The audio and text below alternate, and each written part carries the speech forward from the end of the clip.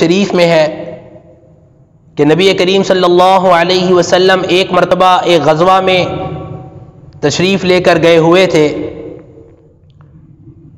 جب واپس آئے تو ایک حبشی لڑکی وہ آپ کی خدمت میں حاضر ہوئی، اور وہ بچی کہنے لگی کہ اے اللہ کے رسول صلی اللہ علیہ وسلم، جب آپ غزوہ میں تشریف لے کر گئے ہوئے تھے تو میں نے یہ نظر مانی تھی کہ اگر اللہ رب العزت آپ کو بخیر و عافیت واپس لے آئیں گے تو میں آپ کے سامنے دف بجاؤں گی اور اشعار پڑھوں گی۔ نبی کریم صلی اللہ علیہ وسلم نے اس سے فرمایا کہ اگر تم نے نظر مانی تھی تو تم یہ عمل کر لو، ورنہ نہیں۔ چنانچہ وہ آپ صلی اللہ علیہ وسلم کے سامنے دف بجانے لگی۔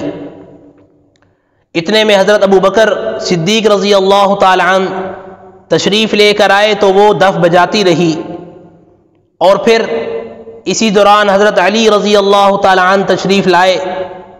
اس دوران بھی وہ بچی لگاتار بجاتی رہی، اور پھر حضرت عثمان غنی رضی اللہ تعالی عنہ اس دوران تشریف لائے، تب بھی وہ بچی دف بجاتی رہی۔ لیکن جب حضرت عمر رضی اللہ تعالی عنہ تشریف لائے تو اس بچی نے وہ دف فوراً پھینک دیا اور اس کے اوپر بیٹھ گئی۔ نبی کریم صلی اللہ علیہ وسلم نے فرمایا اے عمر، تم سے شیطان بھی ڈرتا ہے، اس لیے کہ میں بیٹھا ہوا تھا تب بھی یہ دف بجا رہی تھی، ابو بکر تشریف لائے تب بھی یہ بجا رہی تھی،